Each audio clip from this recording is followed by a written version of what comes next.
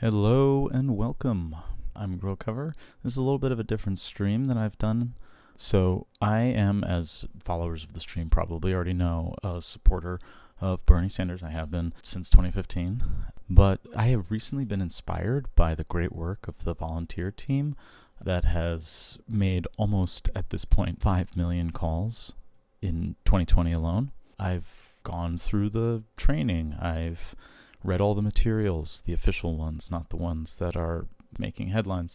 But I still, even though I know a lot about the campaign and a lot about where he stands on the issues, I realized I don't know everything. Right here on the issues page alone, there are 33 different categories. Each one of these has tons of deep information. I've thought that to settle my own nerves before going on to make calls, I'd go through each of these just to make sure that I was up to speed on everything and would know where to point people, but also would have like a single sentence that I could maybe offer. So without further ado, I'm just going to dive in and go through these and see how far I get.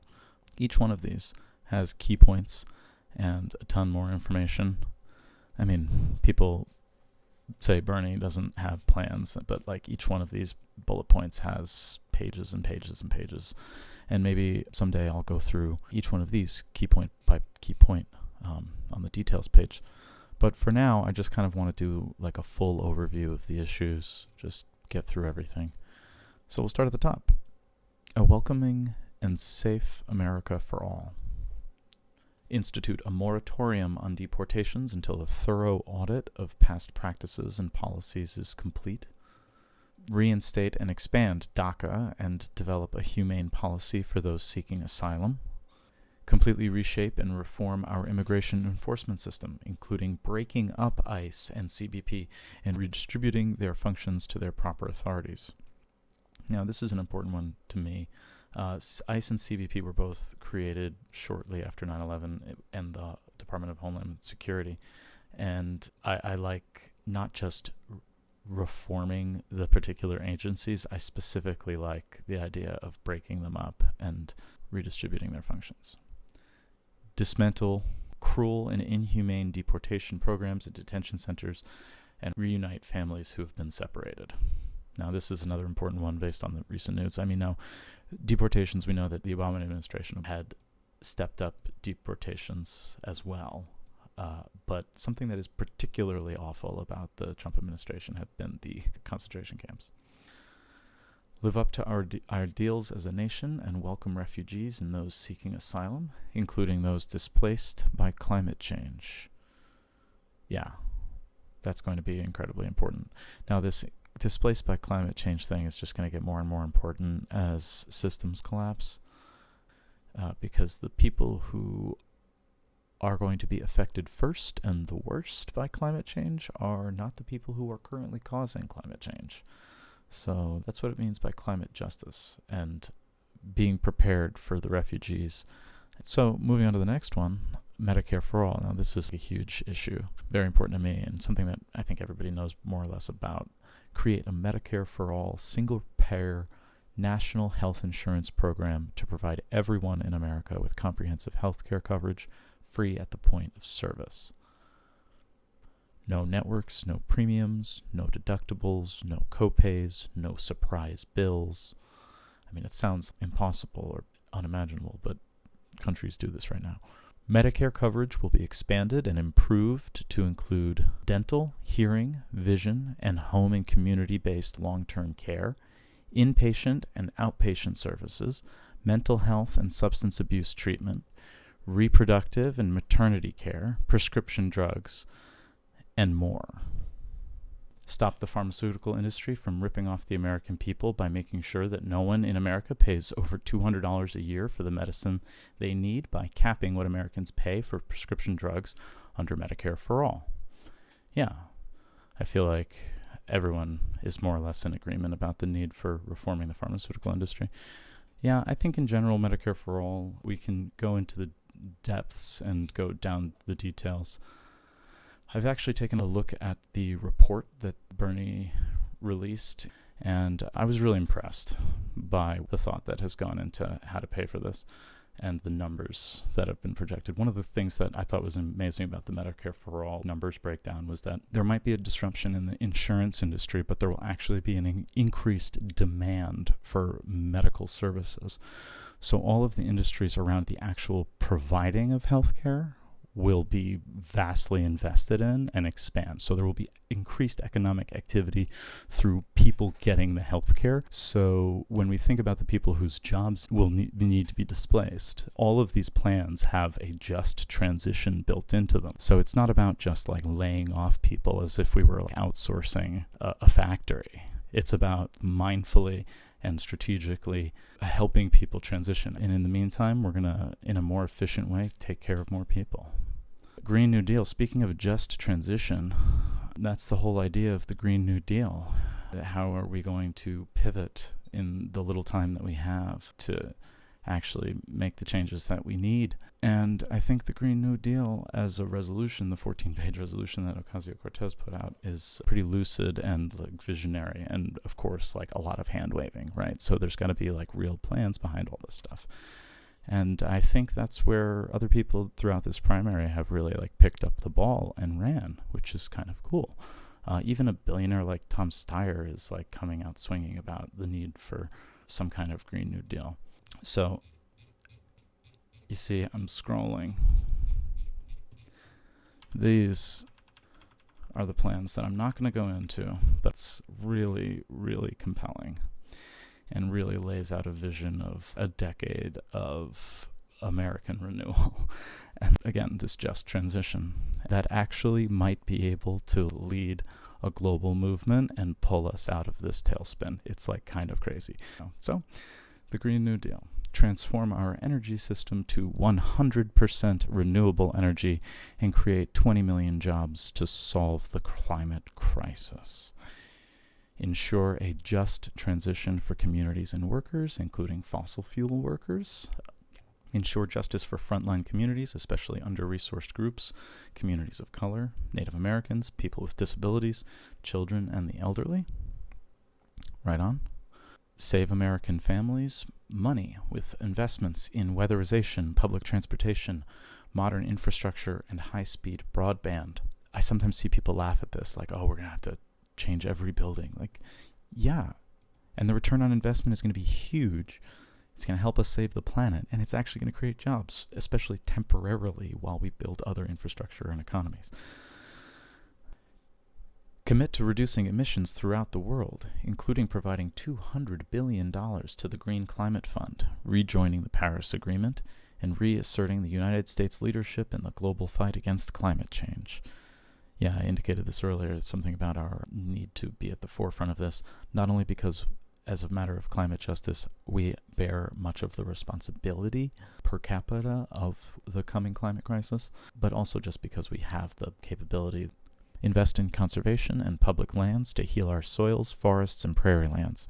Yeah, this is really important. The United States has some of the most glorious preserved lands and national parks in terms of just square mileage, but also in terms of its diversity of climate and geography and ecosystem. End the greed of the fossil fuel industry and hold them accountable. And when he says hold them accountable, that's another thing that he sort of differs from some of his other, like, tax them, carbon tax them. And he's talking about, like, no, they break the law and they knew about this stuff and hid these things, like, throw them in jail, fine them to the point where they actually are the ones paying for all of this stuff. You want to get a couple $100 billion straight from the fossil fuel industry and throw it to the Green Climate Fund? Let's do it. Because, you know what? We can show just how much they screwed things up. College for all. Yeah, I mean, a lot of other countries do it. It seems like a natural progression. We've had public school for 100 years. Guarantee tuition and debt-free public colleges, universities, HBCUs, minority-serving institutions, and trade schools to all. See, I mean, this is great. It says college for all, and he's clear about this on the campaign trail. Not just college, all kinds of different things, including trade schools. Cancel all student loan debt for the some 45 million Americans who owe about $1.6 trillion and place a cap on student loan interest rates going forward at 1.88%. Wow. I mean, obviously, this is the one people say is just absolutely over the moon impossible. But when you consider the drag on the economy that these students with $1.6 trillion of debt that they cannot pay off, that their education does not prepare them for, that they are just grinding away at, end equity gaps in higher education attainment, and ensure students are able to cover non-tuition costs of attending school by expanding Pell Grants to cover non-tuition and fee costs, tripling funding for the work-study program, and more. Oh, and I skipped one actually. Invest $1.3 billion every year in private, nonprofit, historically black colleges and universities and minority-serving institutions.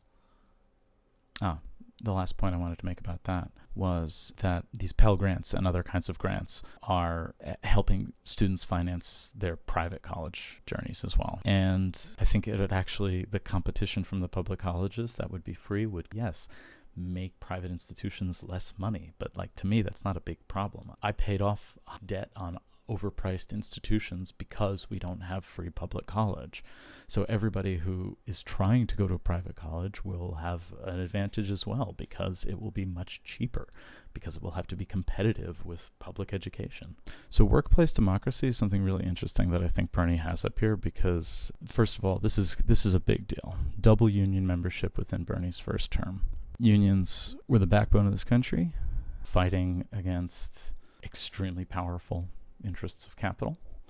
And the gig economy, the current state of the economy, kind of feels like a backslide into a pre-union relationship, but there's less social cohesion and more atomization under the guise of entrepreneurship and the gig. So I think that there's something to this, doubling union membership. Establish federal protections against the firing of workers for any reason other than just cause. Provide unions the ability to organize through a majority sign-up process and enact first contact provisions to ensure companies cannot prevent a union from forming by denying a first contract.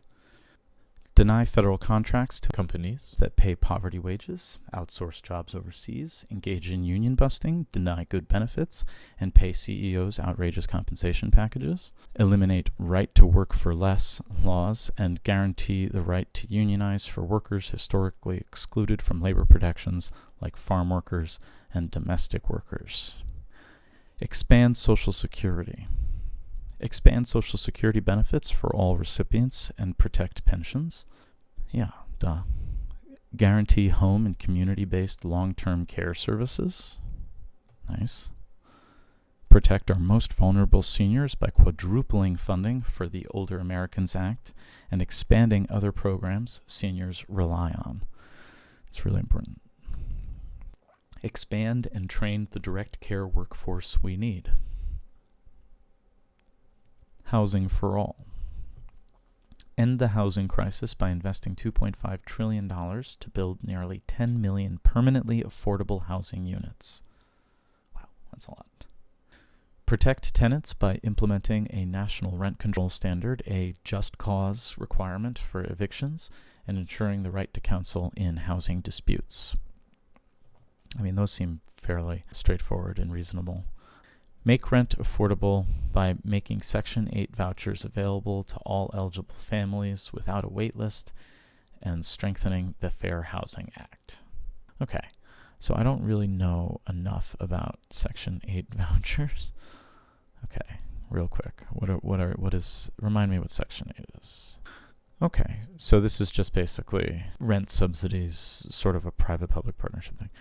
Combat gentrification, exclusionary zoning, segregation, and speculation. End homelessness and ensure fair housing for all. I mean, I've read study after study that shows that the most economically sound solution to homelessness is a housing first solution. It's just literally less expensive. It doesn't criminalize homelessness, which often has to do with healthcare costs and drug addiction and other kinds of things. So housing first solutions, all the research is behind it. It's a bit of a no-brainer for me. It's the moral solution. It's the economic solution. Revitalize public housing by investing $70 billion to repair, decarbonize, and build new public housing. More stimulus while saving our damn selves. Honoring our commitment to veterans. eliminate the VA benefits backlog, fully fund and resource the VA, and reverse the disastrous privatization of services for veterans. Yeah, basically, let's just put our money where our mouth is at the very least. My God. Fill the nearly 50,000 vacancies at the VA in Bernie's first year. Wow, 50,000 vacancies? Provide at least $62 billion in new funding to repair, modernize, and rebuild VA infrastructure. Expand the VA's caregivers program, as well as mental health services for veterans. Reform harmful VA regulations that restrict access to care and benefits based on character of discharge. I do know what you mean, but my point is that, first of all, the only way that Bernie wins the primary and the only way that Bernie wins the general election is through a sustained movement of grassroots people actually knocking on doors and doing things and calling and making sure that it happens. And the whole point is that after that happens, when he gets elected, that same movement, that same 80 million people who ended up voting for him have to stay active and continue knocking on each other's doors to say, hey, remember when they said that they were going to do the VA thing, and be calling in those first weeks. You know, those first weeks, those first 6 months, making sure, hey, you said those first year you were going to fill those vacancies in the VA. In the very first year, you said you were going to take care of that backlog of benefits. You said you were going to modernize, digitize those things in the first year. But where has it happened? And it's not about getting them into office and doing it. It's about building the movement that's going to hold their feet to the fire and actually get the shit that they promised done. And Bernie is the only candidate I've ever seen in my political life that has actually created a movement that may actually be able to move the needle on some of these things. I am extremely cynical about politicians, but one of the reasons I'm excited is because I think this might be different, and not because he's different, but because the movement is different. Justice and safety for all. End for-profit greed in our criminal justice system, top to bottom, by banning for-profit prisons and detention centers, ending cash bail, and making prison and jail communications, re-entry, diversion, and treatment programs fee-free. Now, this is really important to me because there are so many little predatory industries in the nooks and crannies of the prison and justice system. Ensure due process and right to counsel by vastly increasing funding for public defenders and creating a federal formula to ensure populations have a minimum number of public defenders to meet their needs. Makes total sense. I have friends who are public defenders who have caseloads that would make your eyes bulge. Cut the national prison population in half and end mass incarceration by abolishing the death penalty, 3 strikes laws, and mandatory minimum sentences, as well as expanding the use of alternatives to detention. Expanding the use of alternatives to detention, that's important, because a lot of these alternatives to detention are actually like evidence-based programs that have much better results in terms of reintegration into society, reducing recidivism, which is going back to prison. We just know that they work.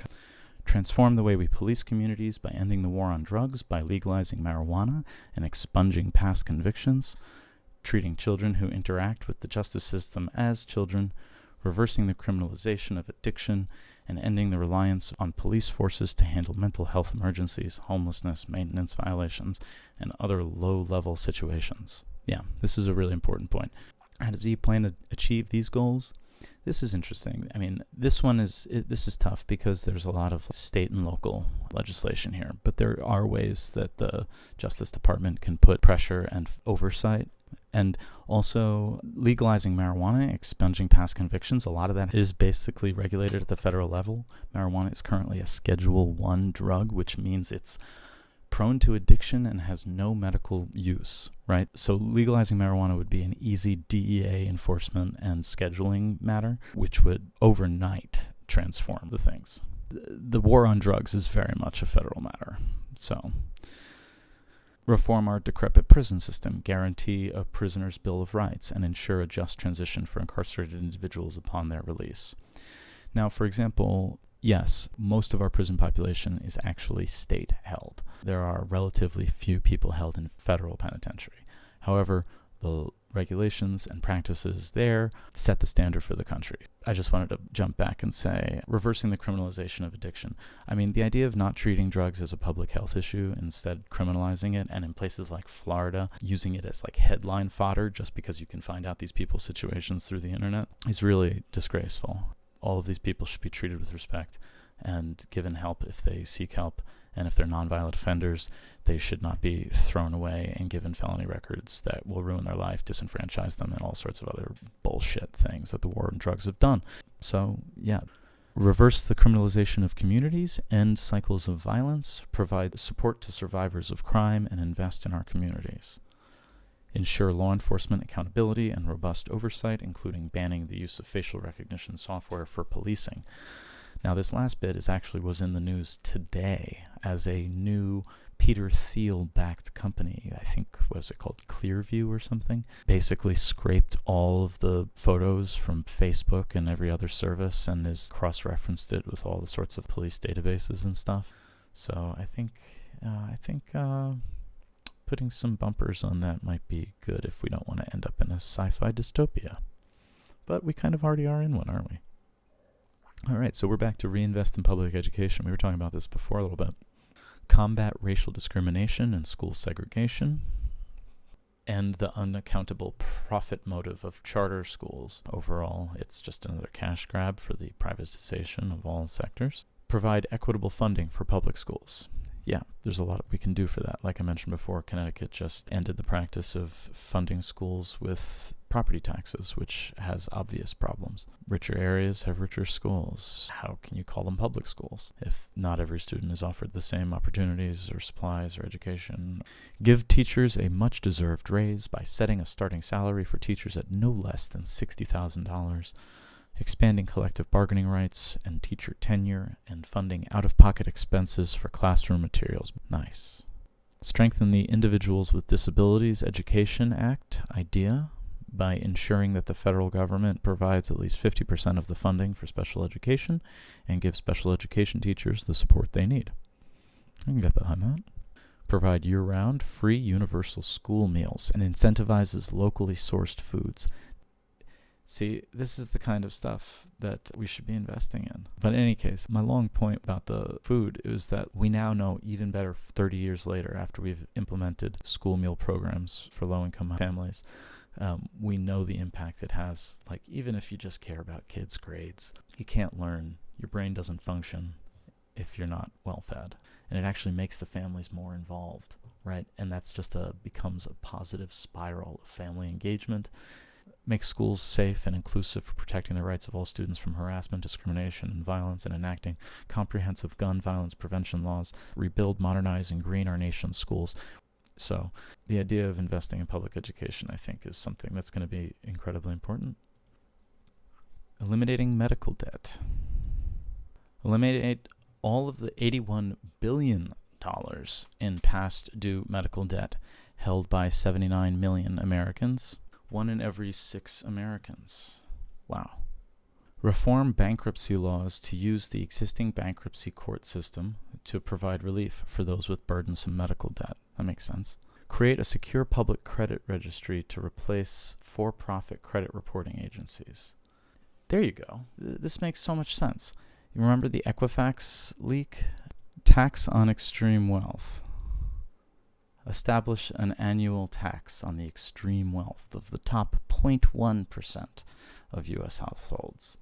Top 0.1%? I mean, that's the top sliver of a sliver. That's none of us. Only apply to net worth of over $32 million, and anyone who has a net worth of less than $32 million would not see their taxes go up at all under this plan. Will raise an estimated $4.35 trillion over the next decade and cut the wealth of billionaires in half over 15 years, which will substantially break up the concentration of wealth and power in this small privileged class. I'm sorry, I totally agree. I mentioned this earlier. Last 10 years, minimum wage hasn't gone up. Last 10 years, all real wage and buying power, purchasing power has gone down. But the top 0.1% added $3 trillion to their wealth since the crisis? No. Sorry. Not how it works. It's not how society works. Something's wrong.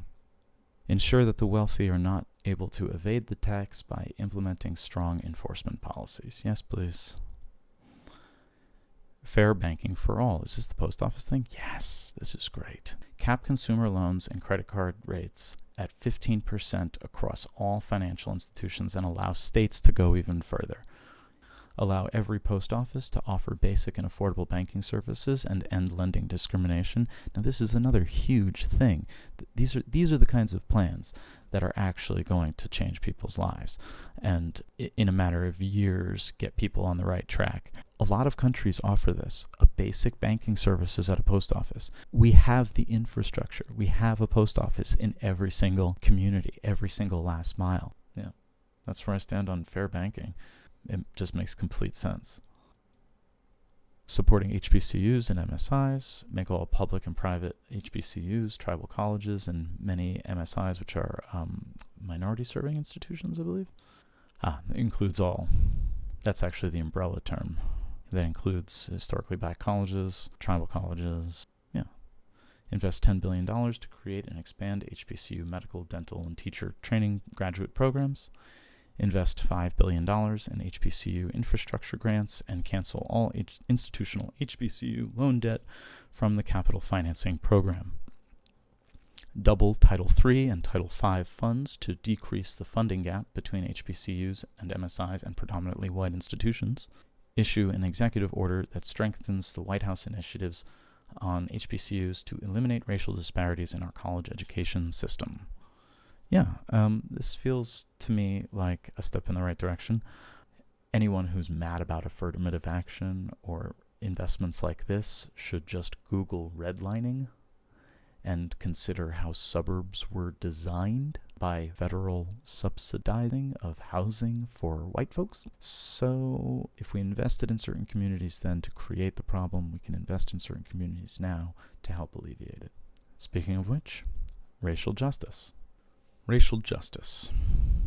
Address the 5 central types of violence waged against black, brown, and indigenous Americans: physical, political, legal, economic, and environmental.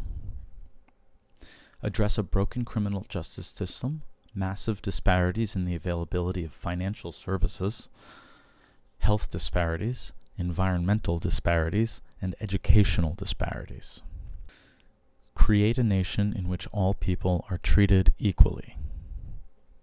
I appreciate the way that it's framed here, even though it's fairly standard boilerplate stuff. It's framed methodically and holistically, that there are these domains of oppression that need to be systematically addressed, right? And unlike the current arguments against Bernie, it's not just going to be everyone's material needs are met and suddenly we're going to solve racism. That's not what he's saying. But when we talk about racism as different from prejudice, speaking of racism differently than prejudice or bigotry generally, is that there are institutional power structures that reinforce those racial hierarchies, right? That can be addressed in structural ways. It doesn't replace social or cultural repair or healing or compassion, but it does lessen the damages, the violence waged. I think that most of the Democrats are on the same page about it, but I think that Bernie has demonstrated a lifelong commitment to the issues, having been a student activist with the Congress of Racial Equality. And honestly, of all the candidates, he listens and he humbles himself. I remember in 2016 when the Black Lives Matter movement was taking over stages, he literally passed the mic and stood there quietly while the 2 protesters could have their say, and he quietly stood there and listened. Bernie is the only person who's going to pass the mic. I have a lot of respect for the way that he improves on a lot of these issues when criticized for them. High-speed internet for all.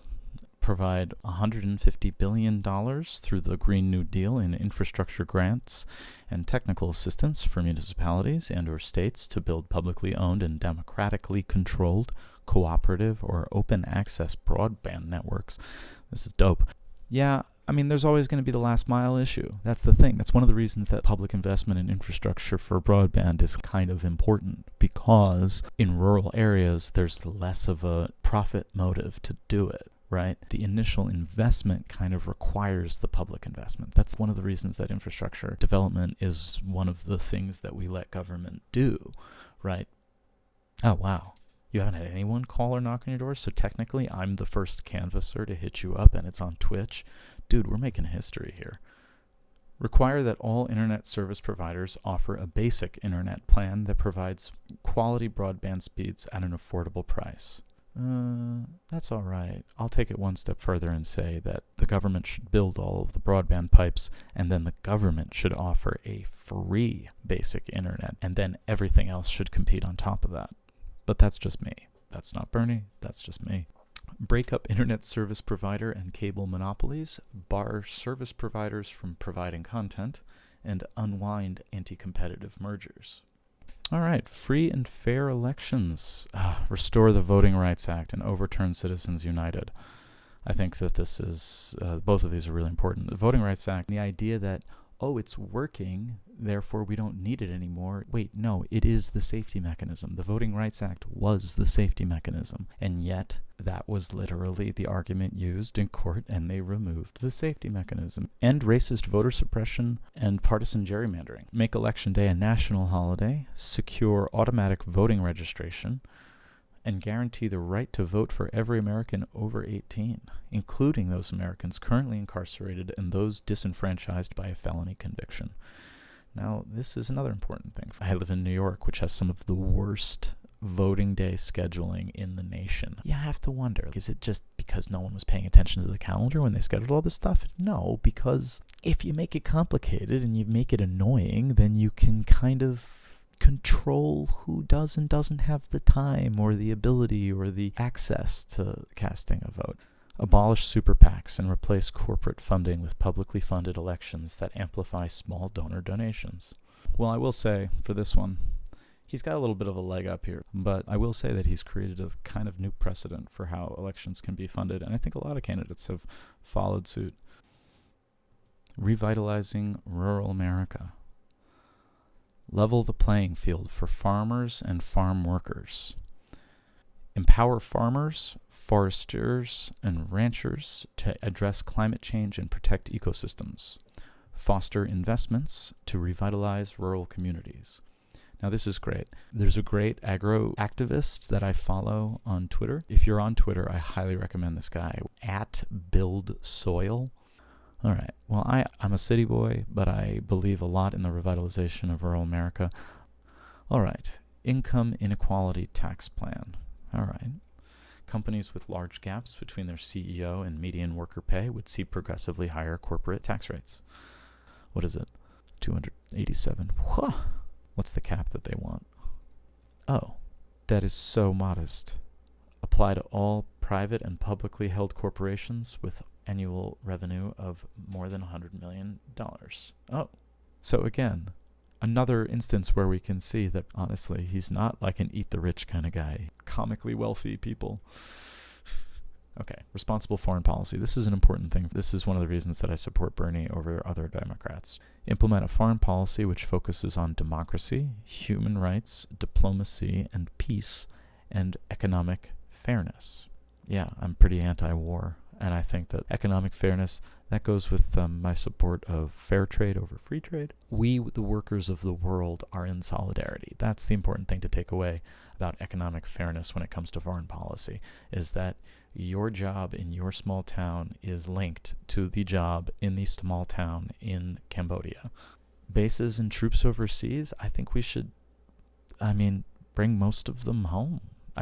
I think that there are a lot of military theaters around the world that our presence does more harm than good, like in Yemen, that immediately we should be not supplying support to Saudi operations, or funding, or weapons. Yemen is the greatest humanitarian crisis in the world right now. 3 million people have been starving for 5 years. The refugees have been flooding into those other countries, creating huge instabilities, and already, sparks are flying out of Yemen into tinder boxes all around the region. It's like, if we were trying to set off a regional conflict, we could not be doing it better. Allow Congress to reassert its constitutional role in war making, so that no president can wage unauthorized and unconstitutional interventions overseas. That makes sense. That's kind of in the Constitution. Follow the American people, who do not want endless war. I think that that's pretty clear. End U.S. support for the Saudi-led intervention in Yemen, which has created the world's worst humanitarian catastrophe. I already mentioned that. Yeah, reorienting our foreign policy back towards soft power, reinvesting our military budget into veterans affairs and domestic issues is pretty much a no-brainer for me. And I think Bernie has the most ambitious, and I think is the most committed to it of them all. Women's rights, really important. Adopt equal pay for equal work through the Paycheck Fairness Act. Guarantee health care through Medicare for All. Repeal the Hyde Amendment and fully fund Planned Parenthood, Title X, and other initiatives that protect women's health, access to contraception, and the availability of a safe and legal abortion. Yeah, that's important. Oppose all efforts to undermine or overturn Roe v. Wade, and appoint federal judges who will uphold women's most fundamental rights. Yeah. Fight to end sexual harassment, discrimination, and violence in workplaces, the military, and other institutions. You know, we've had a bit of a cultural shift around this, but I think that is only the beginning, right? I think that the Me Too movement needs to play out structurally in HR departments and military courts and all other kinds of places. So, yeah, we are only at the beginning of untangling the systems of power that have oppressed women in America. Disability rights. Guarantee the right to community living.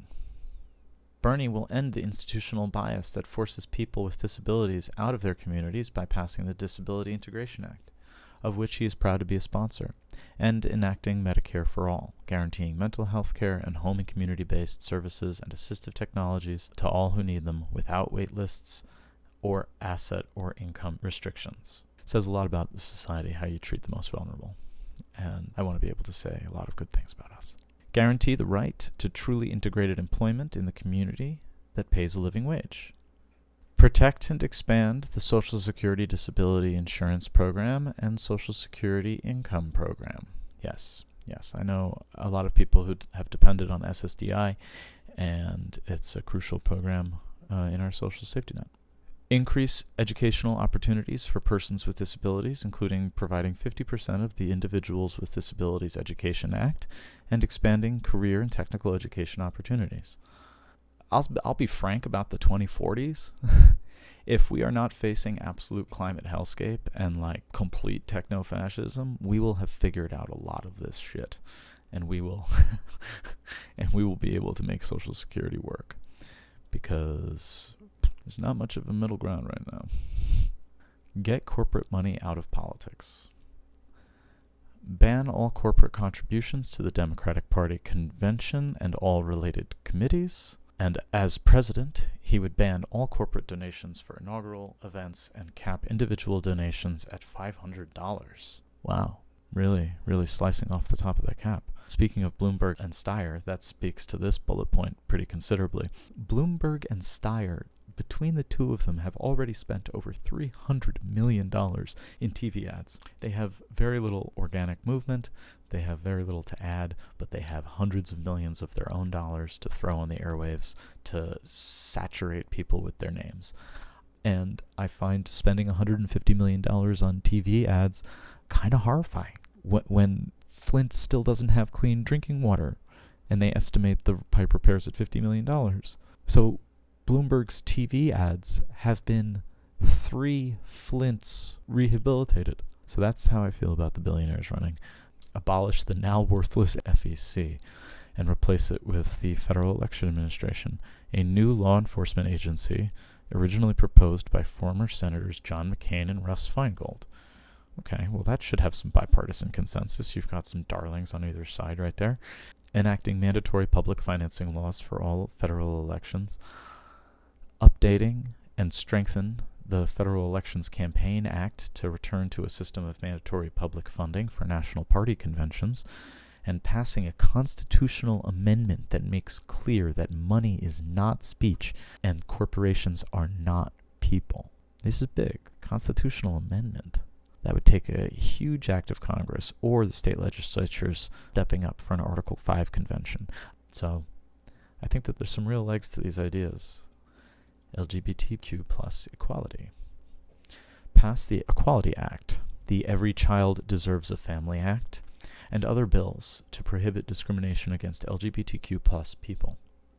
All aboard.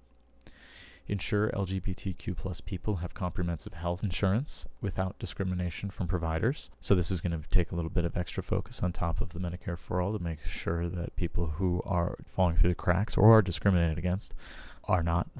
Advance policies to ensure students can attend school without fear of bullying and work to substantially reduce suicides. I would be surprised if he wouldn't support banning conversion therapy. Let's see if it's mentioned in the... No, I don't see anything. Well, I hope that this speaks to your concern. This was from May of 2016. Conversion therapy only perpetuates discrimination against the LGBT community. Proud Vermont banned this dangerous and discredited practice. So conversion therapy is already banned in his home state of Vermont, and he seems to have supported that. So doesn't surprise me. It should be explicitly stated on his issues page. You're right. It is a horrific practice that needs to be explicitly called out, especially when it's in the news because of folks like Pence. So, good point. Empower Puerto Rico. Repair the damage from Hurricanes Irma and Maria and rebuild Puerto Rico. Yeah. Give the territory the debt relief it so desperately needs to rebuild with dignity. This is actually what I was about to say. I'm glad that it's right here. The disaster was used as a reason to swoop back in and make the debt situation even worse. They call this disaster capitalism, and it is pretty gross. Ensure a strong social safety net for the people of Puerto Rico by ensuring access to health care, nutrition assistance, veterans benefits, and quality public schools. I mean, all that. In addition, we should be seriously considering either Puerto Rican independence or statehood. I know that people are split, but I think if we were to talk about it like they were a reality, I think we would make some progress on it. Tax increases for the rich. Pass the For the 99.8% Act to establish a progressive estate tax on multimillionaire and billionaire inheritances. Sure. End special tax breaks on capital gains and dividends for the top 1%. Absolutely. Tax Wall Street speculators through the Inclusive Prosperity Act financial transaction tax. Okay, so this is interesting. These are all pretty straightforward progressive taxes, right? If you are in the super rich, you will have a higher tax bracket. Makes complete sense. Gun safety. Take on the NRA and its corrupting effect on Washington. Expand background checks. End the gun show loophole. All gun purchases should be subject to the same background check standards. Ban the sale and distribution of assault weapons. Assault weapons are designed and sold as tools of war. There's absolutely no reason why these firearms should be sold to civilians. Now, this is going to be tricky for some people because assault weapons has a bit of a murky definition, right? I see this one being difficult to sell, mostly because it's a matter of definition and where you draw the lines. Prohibit high-capacity ammunition magazines. Implement a buyback program to get assault weapons off the streets. Now, see, having an optional buyback program is sensible. Regulate assault weapons the same way that we currently regulate fully automatic weapons. A system that essentially makes them unlawful to own. Crack down on straw purchases where people buy guns for criminals. Support red flag laws and legislation to ensure we keep guns out of the hands of domestic abusers and stalkers. Ban the 3D printing of firearms and bump stocks. Now, most of this seems pretty broadly palatable except the assault weapons stuff. Legalizing marijuana. Now, this should be something that we all support. Legalize marijuana in the first 100 days with executive action. Vacate and expunge all past marijuana-related convictions. Ensure that revenue from legal marijuana is reinvested in communities hit hardest by the war on drugs. And ensure legalized marijuana does not turn into big tobacco. Empowering tribal nations. Stand with Native Americans in the struggle to protect their treaty and sovereign rights. Advance traditional ways of life. And improve the quality of life for Native Americans by upholding the trust responsibly. Now, this is really important in terms of historical oppressions, but also in terms of land use, right? So traditional land maintenance practices, as practiced by indigenous peoples all over the world for thousands of years, we can actually learn a lot from in innovating our agriculture to make more sustainable soil building, carbon sequestering systems. Honor Native American tribal treaty rights and sovereignty, moving away from a relationship of paternal paternalism and control towards one of deference and support. Reauthorize and expand the Violence Against Women Act to provide critical resources to women in Indian country and allow all tribes to prosecute non-native criminals. Anyway, so that's great. That's great to have as a top-level key point. That's true. But to Bernie's point, how can we move from a relationship of paternalism and control, saying from the outside, this is what we'll give you, this is how you'll run, to deference and support? Like, what do you need to help? Like, how can we help? How can the federal government help solve these problems? Real Wall Street reform. Break up too big to fail banks and end the too big to jail doctrine. Yeah, that sounds right. Reinstate Glass-Steagall. Glass-Steagall is the separation of commercial banking and investment banking. Cap interest rates and ATM fees and allow every post office to offer basic and affordable banking services. I went on a big rant about this earlier. Audit the Federal Reserve and make it a more democratic institution so that it becomes responsive to the needs of ordinary Americans, not just the billionaires on Wall Street. Restrict rapid-fire financial speculation with a financial transactions tax. Hey, we've already covered this. Well, to be fair, all of this stuff intersects. Jobs for all. Enact a federal jobs guarantee to ensure that everyone is guaranteed a stable job that pays a living wage. I don't think that'll be hard, given create 20 million jobs as part of the Green New Deal, rebuilding our crumbling infrastructure and creating a 100% sustainable energy system. Create millions of healthcare jobs to support our seniors and people with disabilities in their homes and communities, and create new jobs in early childhood education. I think this early childhood education should probably be expanded to include some sort of universal childcare. I think that's one thing that Senator Klobuchar has in her plan that seems very popular, and it's just a really good thing that we should be doing. Fair trade. Fundamentally rewrite all of our trade deals to prevent outsourcing of American jobs and raise wages. Ensure that strong and binding labor, environmental, and human rights standards are written into the core text of all trade agreements. Now, this is important. The most recent trade deal that was signed had no mention of the climate crisis, and I feel like that's a major oversight. Eliminate the incentives baked into our current trade and tax agreements that make it easier for multinational corporations to ship jobs overseas. Undo the harm that trade agreements have done to family farmers. Sign an executive order ending federal contracts to corporations that outsource American jobs. So, like, if you don't have fair trade, you're just going to be exploiting foreign workers and also depriving domestic workers of their jobs. But meanwhile, there's this almost cult-like obsession with free trade. No, fair trade is a bit of a no-brainer for me.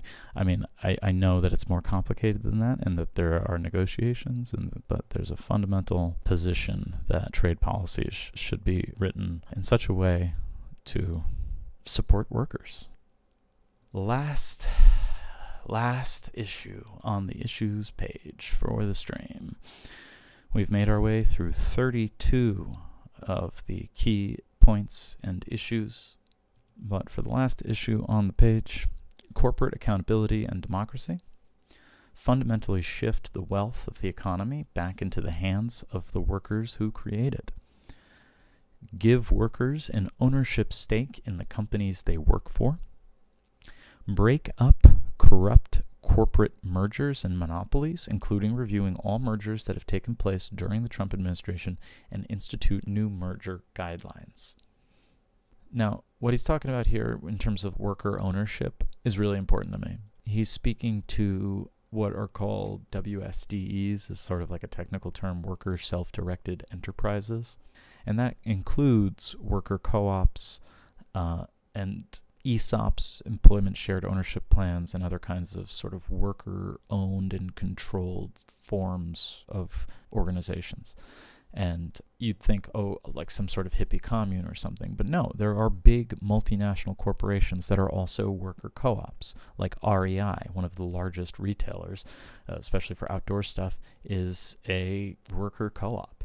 And when you look at worker co-ops generally, they generally have higher worker satisfaction. When people have a voice in how profits are used for things like more paid time off, better working conditions. They are still reinvested in growing the company like normal capitalist enterprise, but the profit motive is not about maximizing profits for shareholder dividends. It's about workers retaining the profits for their labor. Listen, we don't have to force companies to do anything. I'm just saying that my vision of an economy is one that is focused on the well-being of workers and consumers, both in the workplace and in the world. And without taking these things all into consideration and the living conditions of the workers who create all the wealth, I don't think we'll live in a just society. And I believe that the purpose of politics is to propose ideas for building a more just society. Finally, make corporations pay their fair share of taxes by reversing Trump's corporate tax breaks and closing corporate tax loopholes to raise up to $300 trillion over 10 years. I think this is one of the reasons that Trump is honestly vulnerable in 2020, is because this tax cut that he did is just so transparently malevolent to his supporters. Well, to be fair, the statistics show that Trump's supporters are not all economically distressed. There are upper middle income people making up a solid part of his base who may have benefited. It's just that the handful of people that did really well by it control a lot of the money that's going towards re-electing him and towards defeating the Democrats. But his actual base, the people he promised things to in 2016, they got fucked by this tax cut. I basically just touched on almost every single issue facing America right now. I'll just wrap this up. It's not mentioned here, and it doesn't get mentioned a lot specifically. And honestly, it's unfortunate because a lot of people complain about Bernie as hand-waving or saying that he can wave a magic wand and get all these things done, as though there isn't a magic wand. But there is a magic wand. That magic wand is the millions of people mobilized in a grassroots movement to hold their representatives accountable to get this stuff done, right? Like, I can't think in my lifetime of another movement that gets a progressive or anybody, Trump, Bush, anybody in power, and then actually makes them follow through on it. Someone was saying in chat about the VA that literally every single politician has come through and said that they're going to invest in the VA, but they don't. It just becomes, the perennial promise. Well, any candidate, if they had activated millions of people to get back into the voting process and had those people stick around after voting day, after inauguration, something might actually get done.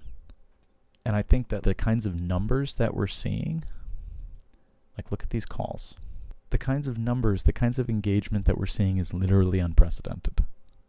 If people are this passionate about getting these things done, I promise that we will be able to move the needle on every single one of these issues. Some of it we had arguments about tonight, and some of it I am going to do my best to convince others that it's the best way, But Bernie's theory of change is fundamentally different from every single other candidate. And it's the only one that will prove effective, not just against other Democrats, not just against Trump or Republicans, but against the system itself. So the whole point of the Bernie campaign is to create unprecedented turnout both now, at the general, and then after the election to make sure that all this shit gets done. That is the only way any of this gets done.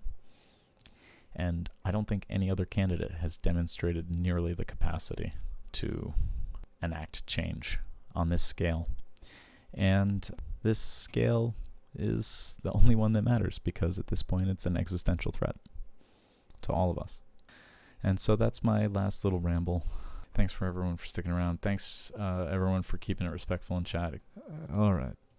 But with that said, I am going to log off. Thanks again, and have a good night.